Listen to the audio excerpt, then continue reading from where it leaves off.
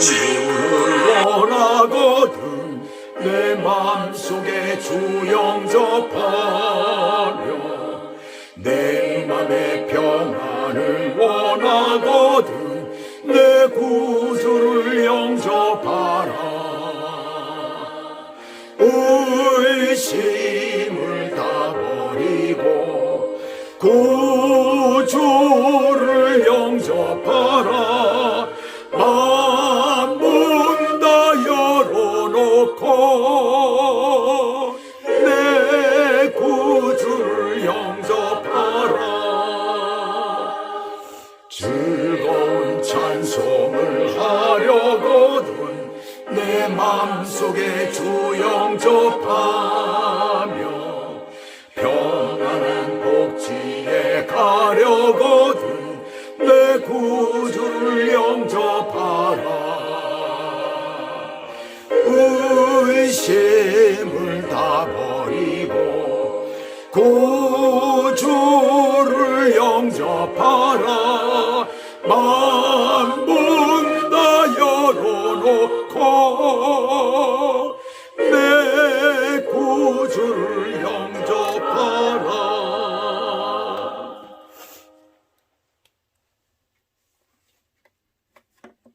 오늘 하나님의 말씀은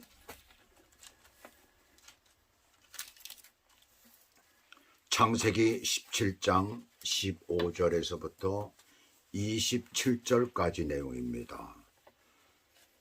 성경을 다 펼쳐놓고 보시기 바랍니다. 말씀의 제목은 비전을 품어야 삶이 이루어진다, 이런 제목을 가졌습니다. 자기의 어떤 삶이 이루어진다는 것이죠. 비전을 품어야. 오늘 보시고 있는 17장은 모두 네 문단으로 나누어져 있습니다. 그래서 첫 번째 문단인 1절에서부터 8절까지는 하나님께서 아브라함이 99세 때에 나타나셨다라고 말씀을 하세요. 그래서 99세에 이루어진 일들입니다. 17장은 전부 다가. 그래서 그의 믿음을 확인하시면서 그러면서 완전하라고 하시죠. 확실하게 하시는 장면이 나와요. 그리고 두 번째 문단 9절에서부터 14절까지에서는 언약의 후손으로 이 땅에서 살기 위해 필요한 것이 무엇일까? 라는 것을 우리가 한번 생각해 봤고, 그 다음에 오늘은 그 세 번째 시간이 됩니다. 근데 본래 네 문단이기 때문에 오늘 15절에서부터 22절까지 하고 23절에서부터 27절까지 나누어야 되는데, 마지막 부분이 23절에서 27절까지는 할례를 받는 장면이에요. 그래서 큰 내용이 없기 때문에 오늘 내용하고 합쳐버렸습니다. 오늘은 이제 이 비전을 품어야 우리의 삶이 온전히 이루어진다. 제목은 짧게 비전을 품어야 삶이 이루어진다 라고 그렇게 제목을 정했습니다. 자, 전문단 마지막 부분에서 하나님께서는 할례를 받아야 내 언약이 너희 살에 있어. 내 언약이 너희 살에 있어. 할례를 받는다고 하잖아요. 근데 그 살에 있어 뭐라고 말씀합니까? 영원한 언약이 된다라고 하셨어요. 이것은 마치 예수님의 흔적이 우리 몸에 있는 스티그마. 지난 시간에 바스타조라고도 같은 말이에요. 근데 스티그마는 명사로 그냥 단독으로 사용할 때 쓰이는 것이고 흔적이라는 말로, 이 바스타조는 동사형으로 바뀌어질 때 사용되는 것입니다. 그래서 우리 본문에서 나오는 것은 17장 본문에서는 바스타조라고 나오고 있어요. 스티그마라고 하지 않고. 근데 15절 들어오면서 아브라함의 부인 사라의 이름을 하나님께서 바꾸라고 하죠. 사라라고 하라고 그래요. 아브라함의 이름을 고치시고 지금 사라의 이름을 고치시는 거죠. 그리고 그에게 복을 줘. 누구에게? 사라에게 복을 줘. 어떤 복입니까? 그 하나는 그가 내게 아들을 낳아주게 하며, 아들을 낳는 축복을 준다는 겁니다. 나이가 많은 아주 고령의 그런 부인에게 그렇게 주겠다는 거예요. 그 다음은 여러 민족의 어머니가 되게 하리니, 또 민족의 여러 왕이 그에게서 나리니. 여기서 먼저 이름의 사라는 어떤 뜻입니까? 공주라는 뜻이잖아요. 사라는요, 사라는 왕비라는 뜻이고 또 하나는 열국의 어미라는 뜻이에요. 그 당시에는 이름이 태어날 때 붙이기도 했지만은 나중에 붙여주는 경우도 많았어요. 또 역사적 기록이나 특히 성경 가운데 나오는 이름은 사후에 붙여지는 경우도 자주 있었어요. 지금 현대에도 사람들은 이름 짓는 것을 굉장히 신중히 결정을 합니다. 지금 본문에서도 하나님께서는 이름을 고치라고 하시면서 사라에게 놀라운 축복을 말씀하시잖아요. 이름을 고치는 것과 하나님이 주시는 축복에 어떤 관계가 있을까요? 사람들은 이 부분을 보면서 야, 이게 이름이 이렇게 중요하구나 라고 해가지고 어떤 사람은 또 이름 짓는데 또 달려갈지 모르겠습니다. 사실은 하나님께서 사라에게 이름을 고치라고 하신 것은, 사라의 이름을 고치라고 하신 것은 특별한 이유가 있는 것이죠. 왜 이름을 바꾸게 하셨을까요? 그것은 비전이 확실히 이루어지게 하기 위해서입니다.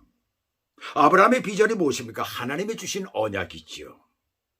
이제껏 하나님께로부터 듣고 보았어요. 그러나 중요한 것은 마음속에서 그것을 확실히 믿어야 되는 거지요. 믿을 뿐 아니라 계속해서 믿고 살아야 하는 거예요.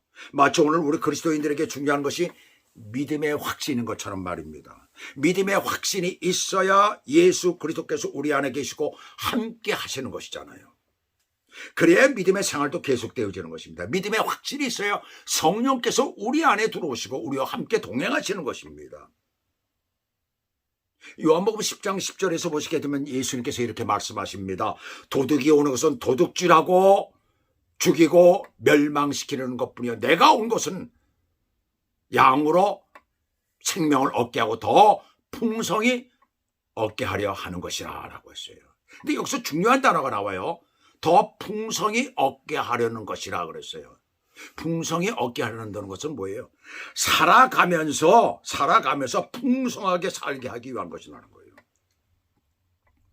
사라로 하여금 이름을 바꾸게 하신 것은 바로 그렇게 살게 하신 것입니다. 더 풍성히 살게 하시는 것이라는 얘기예요. 아브라함으로 바꾸게 하신 것이나 사라로 바꾸게 하신 것이나 마치 할례처럼 남성들이 화장실에서 볼일을 볼 때마다 자녀로 구별된 것은 기억나게 하시기 위해서 살에 스티그마, 바스타조 그렇게 줬다고 하잖아요. 볼일을 볼 때마다 나는 하나님의 자녀라는 걸 기억나게 하는 거예요. 할례라는 게 바로 그런 의미를 가지고 있습니다.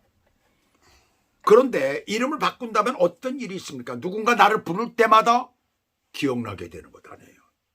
아, 내 이름은 하나님이 이렇게 나를 지으셨어. 그것도 누가 지어준 것이 아니라 하나님이 직접 지어주신 것입니다. 그렇게 바꾸게 하라는 것입니다. 그럴 때마다 어떤 생각이 들겠어요? 우리가 그리스도인이고 예수 그리스도를 우리 안에 모시고 산단 말입니다. 성령께서는 내 안에 계신다는 얘기입니다. 그것이 바로 우리에게는 흔적이 있죠. 바로 성령께서 내 안에 계실 때 내가 어떤 일을 할 때마다, 어려움을 당할 때마다, 혹은 내가 죄악 가운데 들어갈 때마다, 내가 죄를 지을 때마다 어떤 생각을 하게 됩니까? 난 하나님의 자녀야. 바로 그렇게 생각을 하게 되고 거기서 돌아설 수가 있는 거예요. 그 예수 믿는 사람들은 죄를 지어도 돌아선다는 얘기입니다. 다시는 그 일을 안 하겠다는 것이죠. 그렇게 되는 것이죠. 바로 그것을 우리들에게 말씀해 주고 있는 거예요. 바로 그것은 우리를 하고 이 땅에서 죄를 안 짓고 풍성하게 살게 하기 위한 것이다 라는 것입니다. 바로 이것이 하나님께서 비전을 품게 하시는 방법이고 계속해서 믿음으로 살게 하도록 하신 것이에요.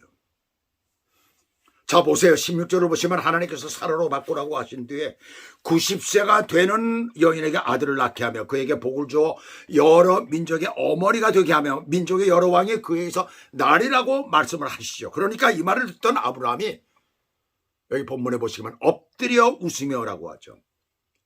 인간의 한계를 넘어선 것이니까 좋기는 하지만 믿을 수는 없었던 거예요.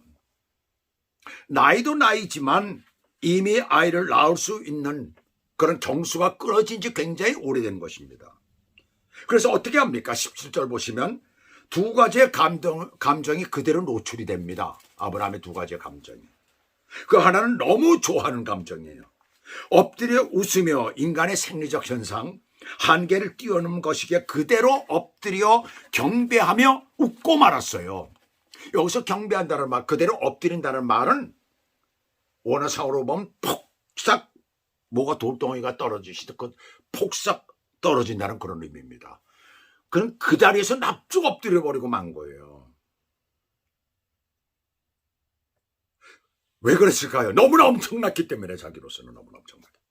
이것이 현실화된다는 것이, 지금은 여지껏 말씀을 하셨지만 에이 그냥 그렇게 말씀하시는가 보다, 나를 위로하시려고 그러나 뭐 이럴 수도 있었죠.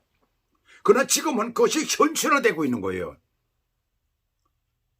그렇게 경배하며 웃고 말았어요. 너무 엄청나서 좋아서 웃은 것입니다. 그 엄숙한 자리에 경배한다는 건 무슨 의미예요? 경건한 마음을 가져야 되는 것이죠. 그런데 웃고 말았어요. 왜요? 너무나 엄청난 것이기 때문에 그렇습니다.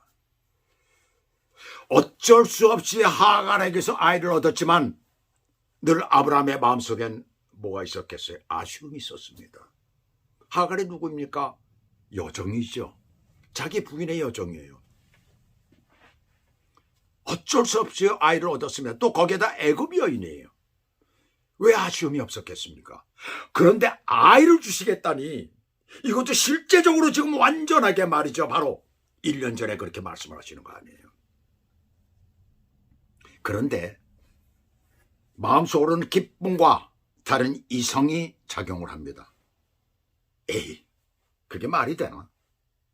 나는 100세가 되고 사라는 90세가 되는데 어찌 자식을 잊겠느냐? 라는 의심, 어떤 의구심이 순간적으로 드는 거예요. 인간의 한계라는 것, 감성이 아닌 이성이라는 것은 때로 우리의 믿음을 가로막을 수가 있습니다. 그렇다고 감성에 전적으로 의존하라는 것은 아니에요.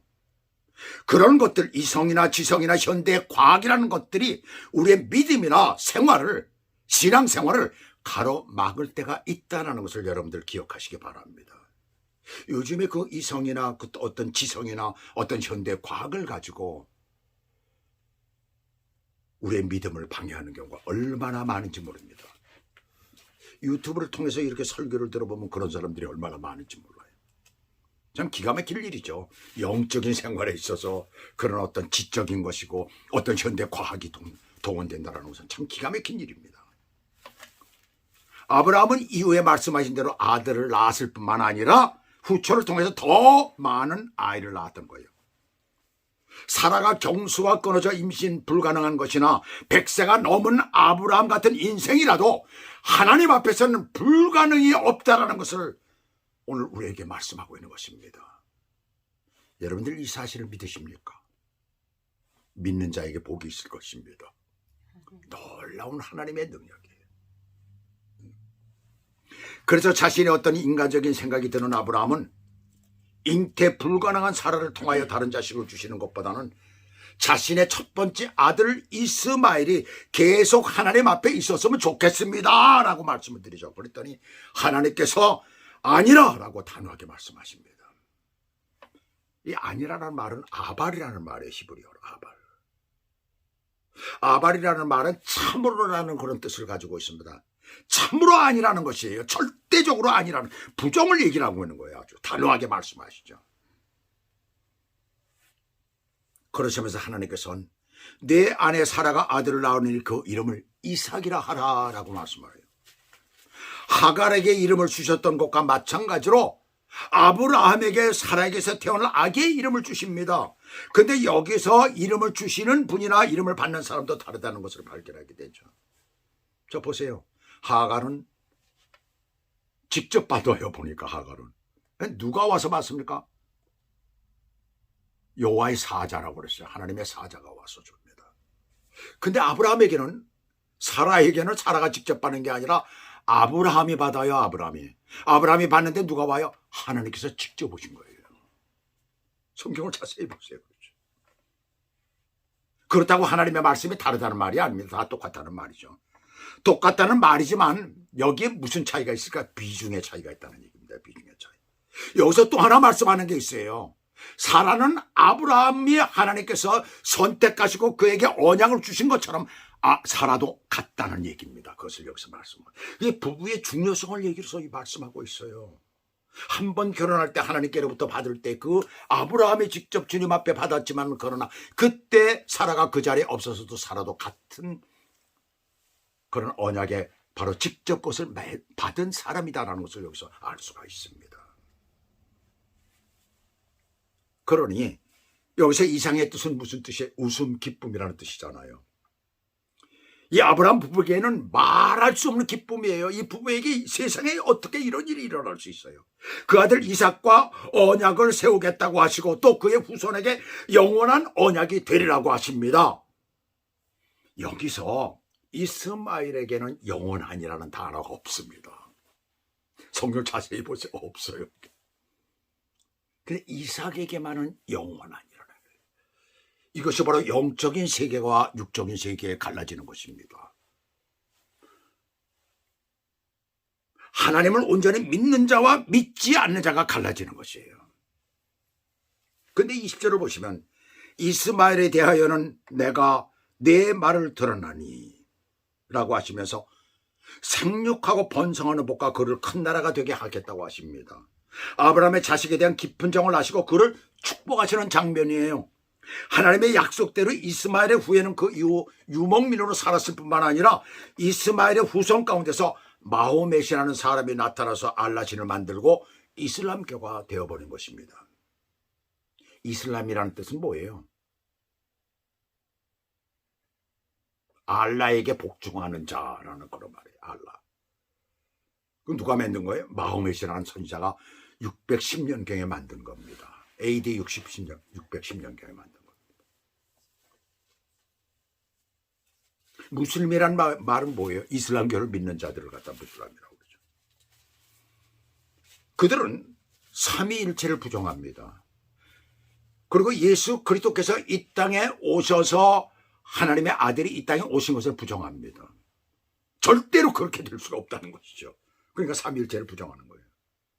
하나님은 오직 한 분이다라고만 얘기를 하는 겁니다. 그리고 하나님은 절대로 인간과 같이 교제를 나누지 않는 분이라는 거예요. 그렇게 얘기를 합니다. 마호멧이라는 선지자가 나와서 마호멧이라는 선지자 그 사람뿐이라는 것입니다. 그렇게 얘기를 합니다. 지금 제가 이 얘기를 어느 정도 이슬람에 대해서 우리가 알아야 됩니다. 이슬람이 전 세계적으로 지금 여러 가지로 산유국이라는 그런 이름을 가지고 세계에 침투해 들어가고 있습니다. 앞으로 세계가 멸망할 때는 제가 볼 때는 이슬람과 그 다음에 공산주의가 같은 편을 이룰 확률이 높아요. 왜냐하면 비슷한 부분이 있기 때문에 전체주의 국가들이잖아요. 공산주의도 전체주의 국가고 이슬람도 전체주의 국가이기 때문에 그들은 그들의 그 정권을 잡음으로 말미암아서 사람들을 노예화시키는 거거든요. 실제로 노예죠. 뭐 그들이 살아가는 모습을 보면 자기들이 만들어 놓은 그 법 속에서 꿈쩍을 못하게 되는 것이죠. 여기서 우리는 근데 그들은 산유국이 됐잖아요. 그 땅에서 기름이 황금, 검은 황금이 나옴으로 말미암아 어떤 일이 벌어집니까? 산유국 아주 부자들이 되죠. 지금 세계로 침투해 들어가고 있잖아요. 근데 우리는 분명한 여기서 사실을 깨달아야 됩니다. 택함을 받은 자와 택함을 받지 못한 자의 길이죠. 택함을 받지 못한 자라 할지라도 이 땅에서는 부와 권력을 가질 수 있다는 것입니다. 오늘 이스마엘에게 하나님께서 그 이스마엘의 자손들에게 후손들에게 주시는 축복을 우리가 보면 알 수 있잖아요. 그것은 영원한 것은 아닙니다. 바로 예수님이 오실 때까지입니다. 아무리 그들이 부를 누린다고 하고 권력을 가진다 하더라도 그것은 예수님이 오실 때까지, 재림하실 때까지입니다. 그러나 우리는 뭡니까? 영원한 것이라는 것이죠. 분명한 한계가 있다는 사실을 우리가 깨달아야 합니다.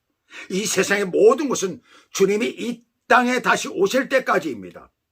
이삭에게 주신 언약은 영원한 생명이 되는 것입니다. 이것이 하나님의 비전, 예수 믿는 우리들의 비전입니다.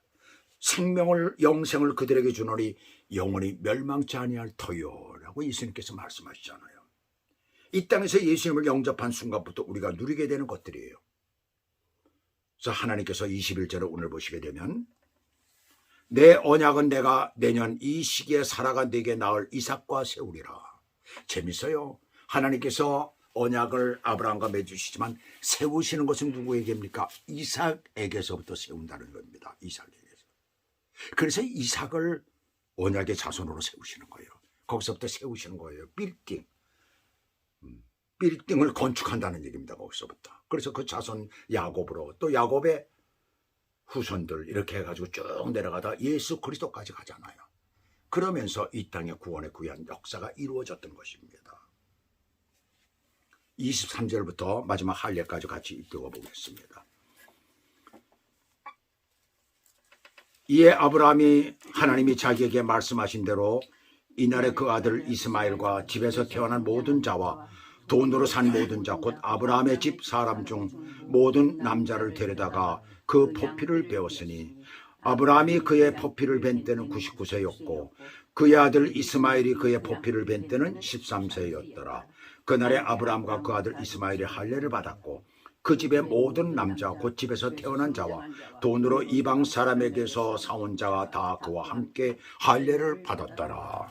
하나님의 말씀에 그대로 순종하여서 다 모두가 할례를 받는 장면이 나오는 것입니다.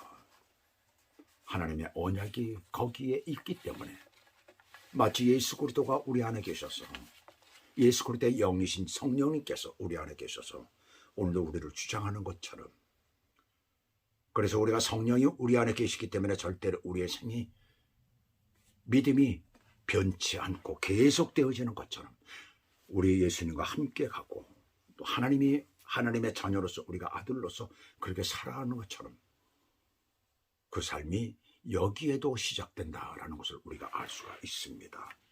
기도하시겠습니다. 하나님 아버지, 오늘도 하나님께서 언약이라는 큰 비전을 아브라함에게 주시고 그것이 이삭에게 전수되는 그 과정을 우리가 봅니다. 또 그리고 하나님께서 이삭을 세우셔서 그로 말미암아 장차 예수 그리스도께서 이 땅에 오실 것을 미리 준비하시는 주님의 그 놀라운 지혜와 하나님의 그 사랑을 우리가 다시 한번 봅니다. 하나님 아버지, 우리가 이 땅에 사는 동안에 우리 안에 예수 그리스도께서 계시고 또한 우리가 하나님의 자녀로 인칩을 받아 오늘도 살아가고 있사오니 하나님, 우리의 삶이 때로는 어렵고 힘들지라도 늘 그것을 이기며 살 수 있는 믿음을 주시고 담대함을 주셔서 이 땅을 승리하며 사는 축복의 사람들이 될 수 있도록 오늘도 인도해 주시옵소서. 날마다 하나님의 말씀 안에서 순종하며 사는 축복의 사람들이 되도록 은혜를 베풀어 주시옵소서. 예수 그리스도 이름으로 감사하며 기도 올리옵나이다. 아멘.